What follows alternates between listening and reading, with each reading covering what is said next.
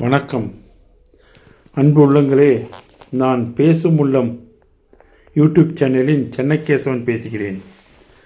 நான் அகில இந்திய வானொலியின் ஊட்டி எஃப்எம் 101.8 இல் காலை 6:55 ஒளிபரப்பாகும் இயற்கையின் மொழி நிகழ்ச்சியில் இயற்கை குறித்து ஒரு 10-12 நாட்கள் நான் பேசியது ஒளிபரப்பானது. காலை 6:55 முதல் 7 மணி வரை நான் பேசிய கருத்தை என்னுடைய இந்த யூடியூப் சேனலில் பதிவிடுகின்றேன். நீங்கள் கேட்டு இயற்கை பற்றி உங்களுடைய கருத்துக்களை இந்த இதில் பதிவிடுமாறு கேட்டுக்கொள்கிறேன். நான் பேசிய 4ஆம் நாள் நிகழ்ச்சி. நான் பேசுனது எப்படி இருக்குதுன்ட்டு நீங்கள் கமெண்ட் செக்ஷனில் சொல்லுங்கள். இதே போல் நான் 12 நாட்கள் பேசியதும் வருகின்ற நாட்களில் பதிவிடுகின்றேன்.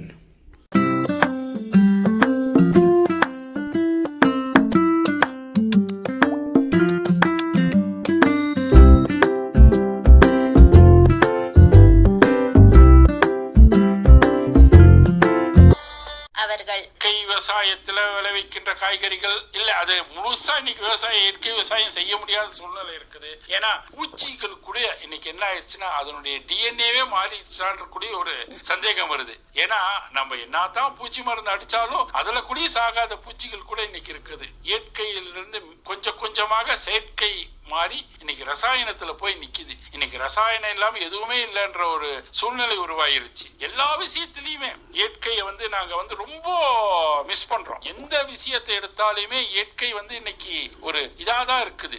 இயற்கை என்பது மனித தலையீடு இல்லாதது. ஆனா மனிதனுக்கு இயற்கை நிறைய குறைகள் கொடுத்திருக்குது. ஆனா மனுஷன் இயற்கைக்கு ஒண்ணுமே தரல. பூமி இயல்பான சூழ்நிலையில் உள்ள உயிருள்ள அல்ல உயிரற்ற கூறுகளை குறிக்கிறது. இது மனித வாழ்வுக்கு அடிப்படையான காற்று, நீர், நிலம், காடுகள், விலங்குகள் மற்றும் பல்வேறு இயற்கை வளங்களை குறிக்கிறது. இயற்கையின் பற்றிய முக்கியமான அம்சம் இயற்கை கூறுகள்ல நீர், நிலம், காற்று, நெருப்பு மற்றும் ஆகாயம் இவற்றின் இயற்கைகளின் ஐம்பூதங்கள் சொல்றாங்க. இன்னைக்கு காடுகள், ஆறுகள், மலைகள், கடல்கள் போலவே இயற்கை அழகுகளையும் வளத்தையும் பிரதிபலிக்கின்றன.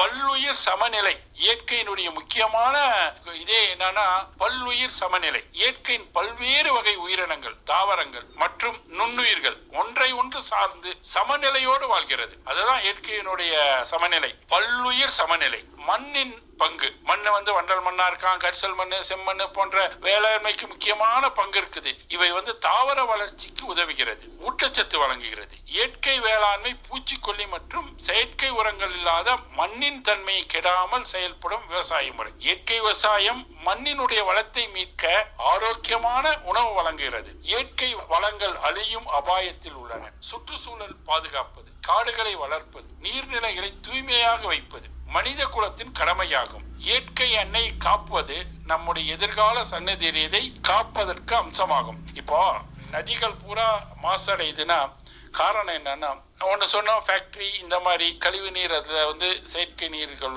செயற்கையாக இருக்கக்கூடிய ரசாயன நீர்கள் அதுல கலக்கிறதுனால அது மிகப்பெரிய மாசடை. இன்னொன்னு பிளாஸ்டிக். நீலகிரி மாவட்டத்துல பிளாஸ்டிக் தடை செஞ்சாங்க. ஆனா தடை செய்வதற்கு முன்னால் அந்த பிளாஸ்டிக் பாட்டிலுங்க எல்லா இடத்துலயும் எங்கெங்கெல்லாம் இருக்குமோ அங்கெல்லாம் கிடக்கும். அதை மக்காத பிளாஸ்டிக்குங்க. அது பூமிக்கு அடியில போய் பூமியினுடைய தன்மையே மாத்திருது. ஏன்னா அது பூமியில போய் மக்கிறதே இல்லை. இதனால என்ன ஆகுனா பூமியினுடைய அதாவது நீர் உறிஞ்சக்கூடிய அந்த இது மாறுது. இதனால பிளாஸ்டிக் பயன்பாட்டை நாங்க கண்டிப்பாகவே தடுக்கணும். எல்லா வகையிலுமே பிளாஸ்டிக். ஆனா இன்னைக்கு பிளாஸ்டிக் இல்லாம ஒரு கவர் இல்ல, ஒரு எந்த பொருளை பேக் பண்ணாலும் இன்னைக்கு பிளாஸ்டிக் கவர்ல தான் பேக் பண்றாங்க. ஆனா இன்னைக்கு அரசாங்கம் பல நடவடிக்கை எடுத்திருக்குது. அதுல ஒரு 60-70% இன்னைக்கு பிளாஸ்டிக்கினுடைய பயன்பாடு குறைஞ்சிருக்குது நீலகிரி மாவட்டத்துல. இன்னும் வருங்காலங்களில் கண்டிப்பாக முற்றிலுமே பிளாஸ்டிக் பயன்பாடு குறைஞ்சே ஆகணும்.